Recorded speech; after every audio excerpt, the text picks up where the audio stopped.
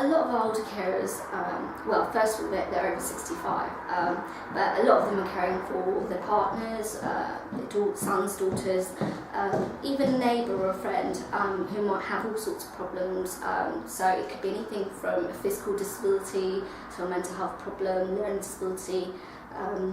We're finding there's an increasing number of carers who are caring for someone with dementia, but you know, it could be a range of problems, and a lot of them are caring despite their own health problems, so there's that additional sort of compounding factor. My role was to care, I say 24/7, it's not really 24/7, but you've got to be available all the time to help. We've stabilised the MS, but all the everyday problems to do with moving around are still here. And that, I think, is quite common with many carers, that there's more to do than appears to be the case to everybody else. You have to drop everything in order to do what needs to be done at that particular time.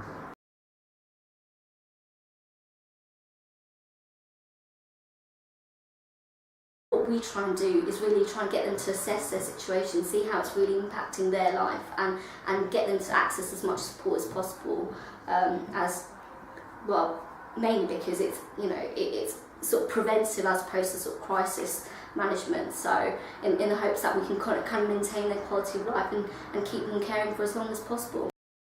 As a project, there's a lot we do for older carers. So it could be anything from providing personalised information advice in relation to the caring role. So that may touch upon benefits, welfare entitlements, practical support, respite, which is a key issue for a lot of carers. But also actually sort of the low-key stuff, which might be things like social support, emotional support, that sort of thing, things that they can access. So we have a number of different groups and activities that happen here at Harrow Carers, which give carers a chance to have a bit of a break, but also meet other carers and engage with people. A lot of carers find that to be a lifeline, really, because it's, you know, it kind of shows them that they're not alone and there is support out there for them, and you know, they build long-lasting friendships from it. So. This year, just before we made contact with your organisation, it's very bad. We had about 5 different things that were going wrong. John was in a bad phase, very argumentative, very tiring.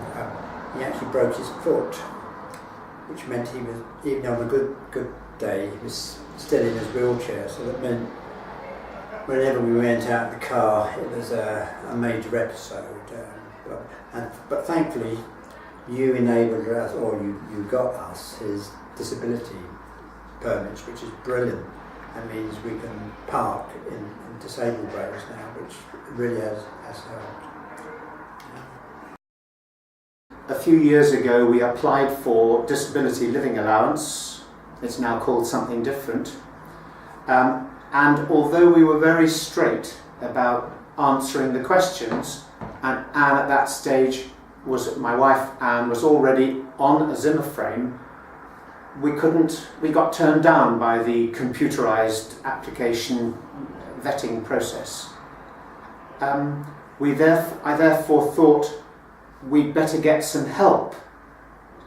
So we came to Harrow Carers, and your staff helped enormously to complete the form again a couple of years after the first time, and without being dishonest, by putting the same facts down but making sure we didn't make mistakes that the computer would pick up, successfully put my wife on the highest level of both aspects of mobility allowance,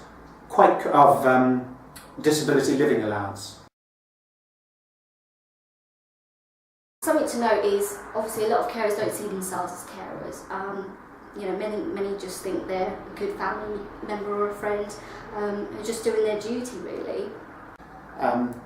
When you care for somebody, you can't lift things from the hob to the sink or to the dishwasher,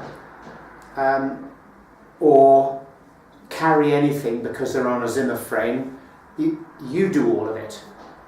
So you are, to a certain extent, you're at their beck and call, which is fine, but it means that it raises difficulties with people who don't want to be in that situation. I'm not talking about the carer, I'm talking about the person who is being cared for.